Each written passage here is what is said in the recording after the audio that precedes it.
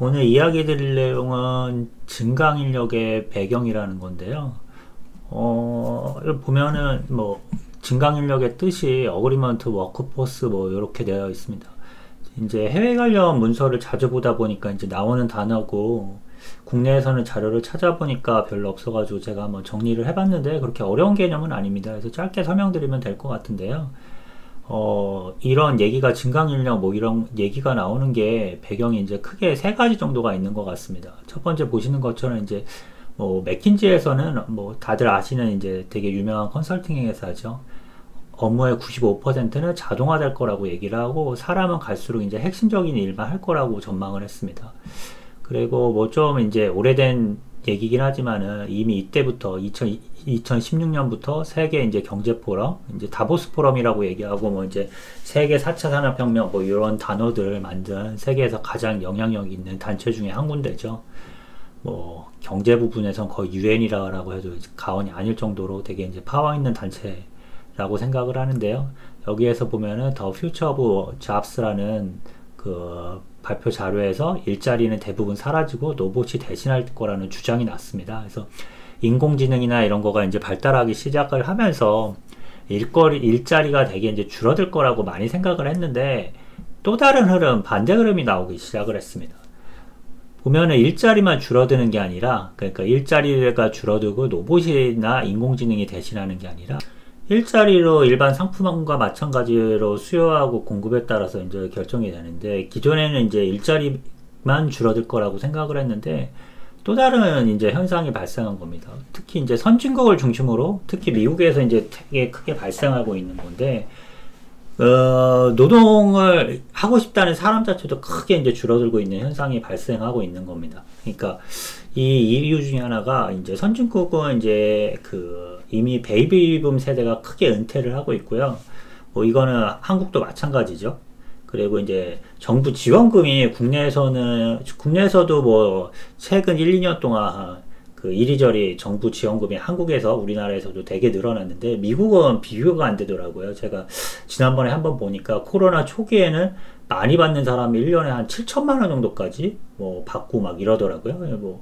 돈을 찍어낼 수 있는 미국이니까 가능한 건데 1년에 일을 하지 않아도 한 7천만 원씩 주다 보니까 일을 할 수 있는 사람 자체가 줄어들고 있어요. 일을 절대적으로 못하는 것보다 나는 이 정도 받으면은 스트레스 받으면서 회사를 출근하고 싶지 않다 라고 이제 생각하는 사람들이 늘어나기 시작을 한 거예요. 그리고 또 미국이라는 나라 자체가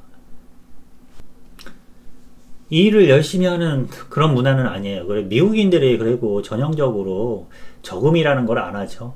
왜냐하면 자기네들이 돈을 찍어놓는, 이제 달러를 찍어놓는 특별한 어떤 기능을 가지고 있어서 그런 것 같은데, 사실 저금을 크게 하는 문화가 아니기 때문에 이제 정부 지원금을 갈수록 이제 줄이고 있는 상황에도 불구하고 한번 쉬기 시작하면 사람이 편해지면 그거를 다시 극복해서 빡세게 뭔가를 하기가 쉽지가 않잖아요.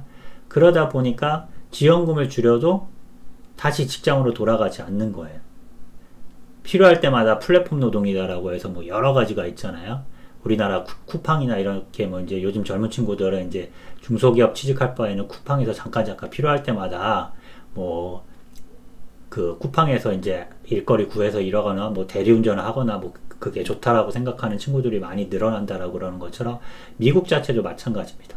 그리고 또 코로나 때문에 미국은 이제 불법 체류자들이 상당히 많았고 그 친구들이 이제 조금 이제 3D라고 얘기하거나 그런 일들을 했었는데 그런 친구들의 공급도 되게 줄어들고 있는 그런 상황이다 보니까 어떻게 보면은 노동을 하겠다라는 사람 자체로 되게 이제 줄어들고 있는 것들이 이제 보이고요. 실질적으로 여기 보면은 이게 이제 미국 노동 통계국의 자료인데 여기 보면은 얼마나 많은 사람들이 노동에 참여하냐라고 보면은 기존에는 한 66% 정도까지 됐습니다. 그래서 쭉 떨어지다가 코로나가 이제 창궐한 시기에 확 떨어졌죠. 그래서 확 떨어졌다가 다시 이렇게 올라가고는 있는 건데 이때랑 비교하면 66%에서 62%로 크게 떨어진 상황입니다. 그래서 보시는 것처럼 노동에 대해서 참여를 하는 사람들의 퍼센트지가 갈수록 떨어지고 있는 상황이다 보니까 기업의 기존에는 이제 생산성 뭐 이런 것 때문에 인공지능이나 이런 거에 대해서 고민을 하고 어떻게 일에 대해서 일을 할 수 있는 그런 환경을 바꿀 거에 대해서 고민을 했었는데 이제는 기업 입장에서도 사람을 뽑을 수 없는 그 상황이 돼버려서 환경이 바뀔 수밖에 없는 상황이 된 것입니다. 그래서 증강 인력이 뭐냐라고 하면은 이렇게 정의할 수 있을 것 같아요. 뭐 되게 복잡하거나 어려운 개념은 아닌데 사람을 뽑기도 힘들고 이제 뭐 지원자도 적고 이러니까 업무의 이제 효율성을 위해서 RPA나 코보 이제 AI와 협력을 하여 이제 안정과 효율성을 개선해 일하는 업무 형태를 이제 증강 인력이라고 정의를 하면 될 것 같고요. RPA는 제가 좀 이따 설명드리고요. 코봇 같은 경우에는 이제 국내에서는 익숙하지 않고 저도 뭐 사실 안지는 오래되지 않았는데 로봇은 일반적으로 이제 사람을 대신해서 물리적인 일을 하는 장치를 이제 로봇이라고 우리가 흔히 얘기를 하는데 코봇은 로봇이 완전히 대처하지 못하는 일을 이제 인간이 할 때 쉽고 편하게 할 수 있게 도와주는 로봇을 코봇이라고 보시면 될 것 같습니다. 기존에는 이제 로봇이 사람을 완전히 대처할 거라고 생각을 하는데 B2C 시장, 우리 뭐 공장같이 이렇게 정해진 시장 같은 데는 로봇이 대처할 수 있는 부분이 있지만은 특히 서비스업이나 이런 부분에는 사람을 완전히 대처하기가 쉽지가 않죠. 워낙 환경이나 변수가 다양하다 보니까 손님들이 와서 어떤 주문을 하고 어떤 거를 요구하고 그런지를 예상을 하기가 힘들잖아요. 그래서 제가 봤을 때는 대표적인 코봇이 요즘 식당 가면은 그 서빙 로봇 있잖아요. 제가 봤을 때는 대표적인 코봇이라고 볼 수 있을 것 같습니다. 그래서 사람이 서빙하는 사람도 있지만은 걔가 이제 근처까지 날라주고 거기에서 필요하면은 뭔가를 더 도와주고 뭐 이런 것들을 이제 코봇이라고 보면 될 것 같은데 코봇은 이제 콜래버레이티브 로봇 뭐 이제 콜래버레이티브가 이제 CRM 이런 데서 쓰는 단어죠. 국내에서 이 되게 미국에서도 어려운 단어라 그러더라고요. 제가 예전에 이제 미국에서 그 대학 나온 미국인한테 물어봤는데도 이 단어를 잘 모르더라고요. 근데 워낙 IT 쪽에서는 많이 쓰는 단어인데, 그러니까 협업 로봇이라고 보면 될 것 같습니다. 그래서 이런 것들을 이용해 가지고 이제 업무하는 형태를 이제 증강 인력이라고 생각을 하시면 될 것 같고, 쉽게 설명을 하면 인간이 이제 상사이고 RPA나 코보 AI 등이 부하 직원이라고 정의를 하면 될 것 같습니다. 그래서 모든 사람들이 일을 할 때 아무리 단순한 일을 하고 심지어 뭐 아르바이트를 하고 뭐 이러는 한이 있더라도 자기의 부하 직원을 모두 두는 그런 업무 형태를 이제 증강 인력이라고 보면 될 것 같습니다. 그래서 실질적으로 어떻게 일을 하는지에 대해서 제가 이제 3-4가지 정도의 예제를 이렇게 이제 적어 놨는데요.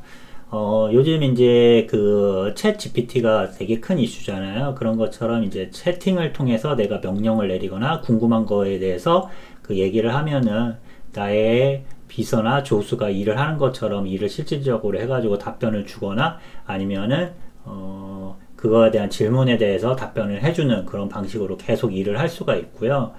그리고 제가 지난번 이제 영상에서 네이버의 초거대 AI를 이용해서 벤처기업에서 이제 리튼이란 곳에서 글쓰기 관련해 가지고 만든 앱에 대해서 제가 리뷰를 한번 해드렸었는데, 그런 것처럼 내가 원하는 방식, 내가 쓰고 싶은 글이나 내가 하고 싶은 일에 대해서 얘기를 해주면은 얘가 인터넷 전체를 검색을 해가지고 내 생각과 내가 하려는 의도에 맞게 글을 가져와서 모아줍니다. 그러니까 지금의 검색 엔진은 예를 들어서 내가 뭐 인공지능의 장점이다라고 하면 그 인공지능의 장점이 들어간 이제 글들을 쫙 모아주는 거에 이제 불과한데, 내 의도가 들어가 있진 않죠. 모아줄 때 내 의도가 들어가진 않는데 내 의도에 따라서 그거에 맞는 글들만 모아준다는. 그래서 보통 우리가 포털에서 검색을 하면은 그거에 대해서 내 의도에 맞는 거를 내가 다시 한번 취사 선택을 해야 되는데 그럴 필요가 없는 거죠.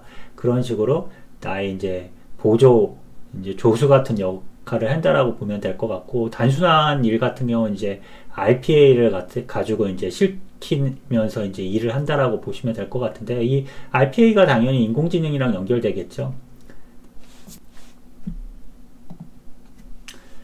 지금의 RPA는 뭐 여러 가지가 있는데 제가 직접 본 것 중에 이제 RPA를 활용하는 방법은 RPA가 뭐 사실 별게 아니라 그 기존에 우리가 알고 있는 매크로 있잖아요. 거기에다가 인공지능을 붙이고 뭐 컨설팅을 붙이고 이래서 사실 매크로인데 얘를 이제 조금 업무로 고도화시킨 게 RPA고 UI 패스 이런 애들이 이제 조금 미국 시장에서 잘 나가고 이러면서 국내에서도 이제 되게 관심을 많이 받고 이런 영역 중에 하나인데 뭐 매크로 플러스 인공지능 뭐 매크로의 조금 이제 발전 방향이라고 생각을 하시면 될 것 같습니다. 그래서 국내에서 제가 본 거는 일종의 채소 뭐 생선 이런 이제 도매업체였어요. 그래서 아르바이트생이나 이제 그 사원급 친구가 아침에 맨날 일찍 출근을 해가지고 가락시장이나 이런 데 가가지고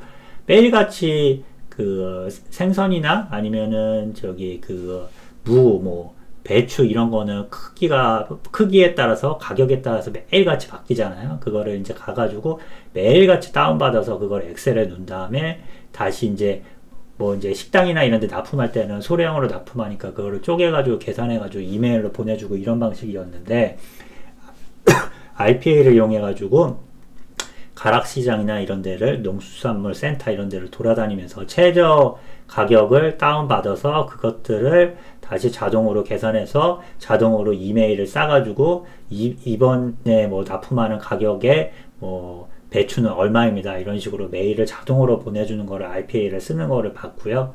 근데 앞으로 인공지능이 더 이제 발달해야 된다라 그러면은 이거를 이제 지금 매크로기 때문에 하나하나 뭐 이렇게 만들어 가야 되고 뭔가 이제 사이트에 변화가 있거나 이러면 다시 만들고 이래야 되는데 인공지능을 이용해서 뭐 간단히 내가 하는 방법만 이렇게 알려주면은 스스로 분석을 해가지고 RPA를 자동으로 만들어 주거나 지금은 자동이 안 되기 때문에 이걸 자기가 직접 만들거나 만들지 못하면은 컨설팅도 받고 막 이러거든요. 예, 그 RPA의 업체 등의 많은 부분이 컨설팅을 통해서 이것들을 수익을 얻고 있고 이러는데 앞으로는 인공지능한테 간단하게 내 이렇게 가서 하는 거야 라는 식으로 대충 알려주면은 RPA가 만들어지고 뭐 방금 말씀드린 것처럼 아침마다 이 일을 해 라고 시키면 아침마다 가가지고 그 작업을 하고 매일까지 쌓아준다라고 보시면 될 것 같습니다. 그래서 이렇게 계속 일을 하면서 그 결과물을 볼 거 아니에요. 사람이 그 결과물을 보고 다시 뭐 채팅이나 음성으로 지시를 해서 어떤 식으로 더 고도화시키거나 새로 하라라고 얘기를 하는 방식이 증강 인력이라고 보면 될 것 같습니다.